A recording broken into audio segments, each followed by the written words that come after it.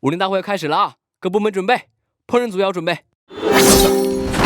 烹饪组不是让你做菜呀、喂！看那边那个拉横幅的，不要啊！他说花言派有本秘籍叫做武林1点通，专门记录江湖评论和盖世神功，比如那个女生的少女梦，希望那个人是踩着祥云的大英雄。或者看到直播主播大家也是第一次，为了掌门在爱我101次，有人飞檐走壁，武功高天过地远人逍遥。